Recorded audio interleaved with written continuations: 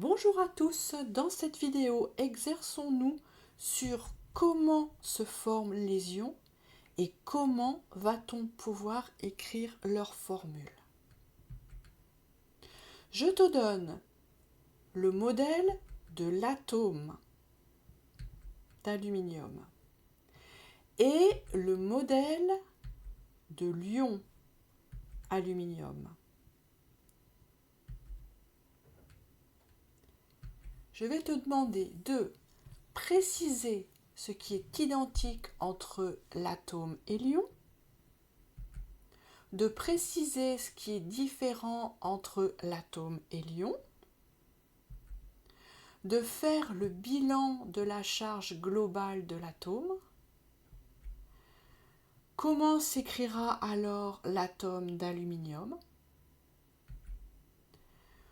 Je te demanderai aussi de faire le bilan de la charge globale de l'ion et comment s'écrira la formule de l'ion aluminium. N'hésite pas à mettre en pause.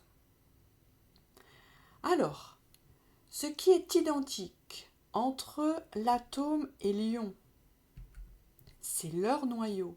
Le noyau est identique. Il contient toujours le même nombre de protons.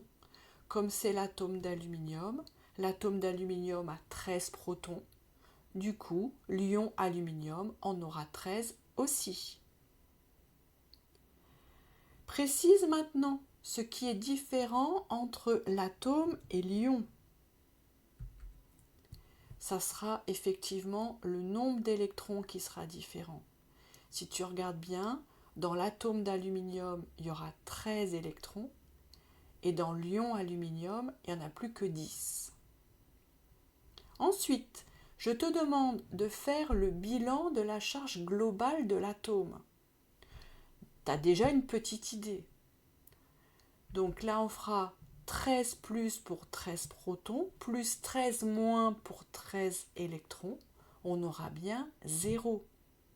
Et oui, l'atome est toujours électriquement neutre.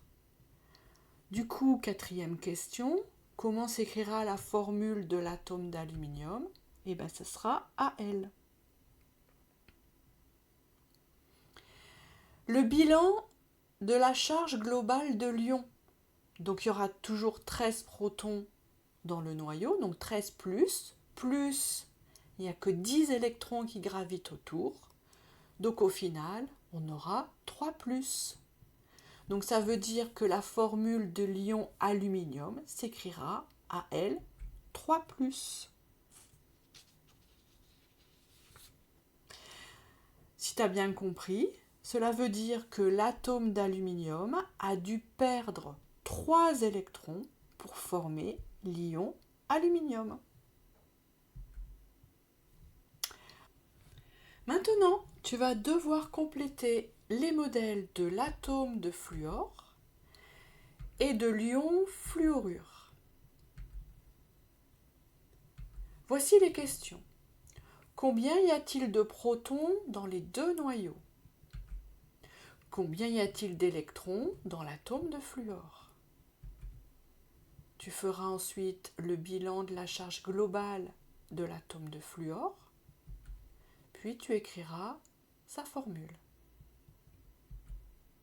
Sachant que l'atome de fluor doit gagner un électron pour former l'ion fluorure, à toi de faire le bilan de la charge globale de l'ion fluorure.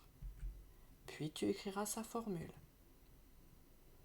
N'hésite pas à mettre en pause. Allez, on y va pour les réponses. Donc, combien y a-t-il de protons dans les deux noyaux? Il y aura le même nombre de protons dans les deux noyaux, c'est-à-dire 9 protons. Combien y a-t-il d'électrons dans l'atome de fluor? Si j'ai 9 protons, j'aurai donc 9 électrons. Le bilan de la charge globale de l'atome, donc tu écriras bien 9 plus pour les 9 protons, plus 9 moins pour les 9 électrons. On aura bien 0.